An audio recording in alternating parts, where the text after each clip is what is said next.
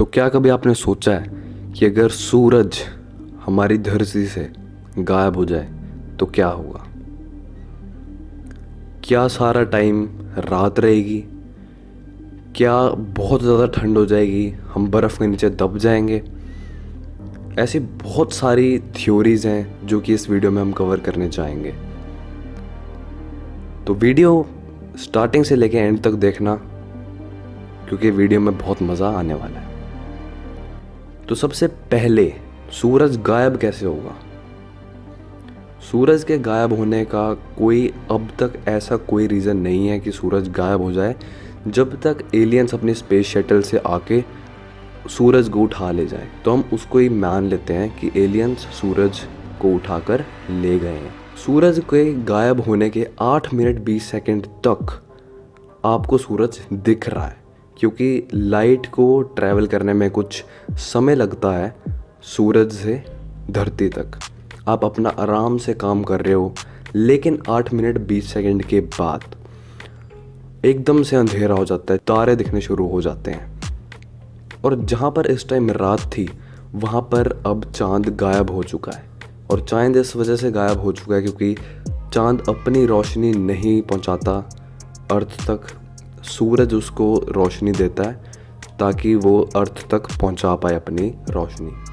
तो इस वजह से बहुत सारे लोग सोच में पड़ गए हैं कि ये क्या हुआ, अंधेरा हो चुका है और सितारे दिखने शुरू हो चुके हैं। लेकिन खुशखबरी ये है कि हमारे जो ट्रीज़ हैं वो फोटोसिंथेसिस की वजह से जी नहीं पाएंगे काफ़ी टाइम तक, बट वो कुछ टाइम तक वो जिएंगे। टेम्परेचर लो होना शुरू हो गया है, लेकिन बर्फ़ नहीं पड़ेगी क्योंकि एटमॉस्फेयर की वजह से 3 से 4 दिन तक एटमॉस्फेयर सूरज की धूप या फिर आप हीट मान लो उसको स्टोर करके रखता है अपने पास। और कोर की वजह से हैबिटेबल टेम्परेचर हुआ है और आप आराम से ज़िंदा रह सकते हो उस दिन। 24 घंटे के बाद 8 डिग्री सेल्सियस टेम्परेचर हो चुका है। सारे पेड़ पौधे जीव जंतु वीक होने शुरू हो गए हैं, क्योंकि जो भी हमें विटामिन सूरज से मिलते थे वो अब हमें नहीं मिल रहे हैं। लेकिन अभी भी बहुत सारी वाटर बॉडीज़ में जीव जंतु जो हैं वो अभी भी उनको नहीं पता कि क्या हुआ है। और सबसे अच्छी बात यह है कि एटमॉस्फेयर थोड़ी गर्मी अपने पास 3 से 4 दिन तक रखता है ताकि इंसान जी पाए। 7 दिन के बाद टेम्परेचर -20 डिग्री सेल्सियस हो चुका है। कोई कनेक्टिविटी नहीं है, कोई इंटरनेट कनेक्शन नहीं है, कोई इलेक्ट्रिसिटी नहीं है, क्योंकि जो सैटेलाइट्स थे अब उनकी बैटरी ख़त्म हो चुकी है और उनको कोई सोलर एनर्जी नहीं मिल रही है ताकि वो चल पाए। हाँ, कुछ 1-2 सर्विस प्रोवाइडर का नेट चल रहा होगा, बट वो भी ज़्यादा टाइम तक नहीं। बिल्कुल भी इलेक्ट्रिसिटी नहीं होगी क्योंकि जो डैम का पानी था वो सारा जम चुका है और अब वहाँ से कोई भी कन्वर्जन नहीं हो रही है। और इस वजह से कोई भी इलेक्ट्रिसिटी नहीं है सिवाय 1-2 कंट्रीज़ या 1-2 जगह के जहाँ पर किसी और माध्यम से इलेक्ट्रिसिटी प्रोड्यूस होती है। जो गवर्नमेंट है उन्होंने बेसमेंट बनाने शुरू कर दिए हैं ताकि लोग कम से कम ज़िंदा तो रह पाएँ। 1 महीने के बाद -40 डिग्री सेल्सियस हो चुका है। एनिमल्स बिल्कुल भी नहीं है। कार्बन डाइऑक्साइड बहुत ज़्यादा बढ़ रहा है, लेकिन फिर भी वोल्केनो के पास जो लाइफ है वो अभी भी एग्जिस्ट करती है, क्योंकि वहाँ पर वोल्केनो की वजह से थोड़ी सी गर्मी मौजूद है, लेकिन सिर्फ वाटर बॉडी के पास।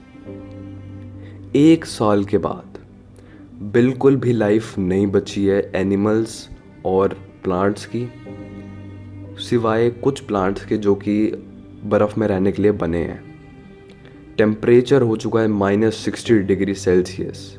वोल्केनो इनएक्टिव हो चुके हैं, ओशन फ्रीज हो चुके हैं, सारे बिल्कुल सॉलिड बन चुके हैं, 1000 लेयर जम चुकी है आइस की, लेकिन फिर भी कोर के पास लाइफ है और लोग ऑक्सीजन सिलेंडर के साथ जी रहे हैं। और कुछ समझदार लोग नॉर्थ पोल या फिर साउथ पोल में शिफ्ट होना शुरू हो गए हैं, क्योंकि वहाँ पर थोड़ी सी गर्मी ज़्यादा होती है, क्योंकि अर्थ रोटेट करती है। 1000 साल बाद -100 डिग्री सेल्सियस से -120 डिग्री सेल्सियस के बीच में टेम्परेचर हुआ है। बिल्कुल भी हमारे पास खाना नहीं बचा है। पहले फिर भी हम केमिकल की वजह से कुछ खाना बना पा रहे थे, बट अब तो बिल्कुल भी खाना नहीं बचा।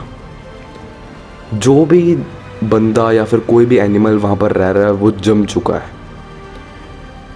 और अब कोई भी रास्ता नहीं है वहाँ से निकलने का। 1100 साल बाद एक भी बंदा वहाँ पर जी नहीं रहा है, क्योंकि -160 डिग्री सेल्सियस हो रहा है और बंदा पानी के बिना, ऑक्सीजन के बिना नहीं रह सकता, और ऑक्सीजन बिल्कुल ख़त्म हो चुका है।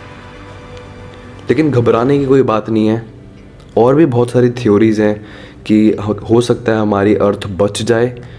क्या पता एस्टेरॉयड से टकराकर वो फट जाए, क्या पता ब्लैक होल उसको निगल ले, और ऐसा भी हो सकता है कि सूरज के जाने के बाद एक नया स्टार हमारे पास आ चुका है, जिससे हमें अर्थ गर्म हो रही है, या फिर साइंटिस्ट कुछ ऐसा बनाए कि हम सब गर्म रहें, और या फिर हम सूरज के अलावा भी जी पाएँ।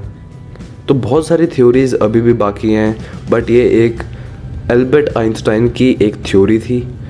और एक फैक्ट मैं आपको और बताना चाहूँगा कि मैंने वीडियो की स्टार्टिंग में बोला था कि 8 मिनट 20 सेकेंड तक सूरज की लाइट यहाँ पर आती है। मार्स पे खड़ा होकर आपको एक वेव दे रहा है, तो आपको वो वेव 3 मिनट बाद दिखेगी। और वहीं अगर कोई एलियन 66 लाइट ईयर्स दूर रह रहा है और वो बहुत ज़्यादा एडवांस स्कोप से आपको देख रहा है, सॉरी अर्थ को देख रहा है, तो उसको डायनासोर्स दिखेंगे। तो मे बी एक टाइम ट्रैवल भी हम इसको मान सकते हैं। तो बस यहीं पर ये वीडियो समाप्त हो जाती है।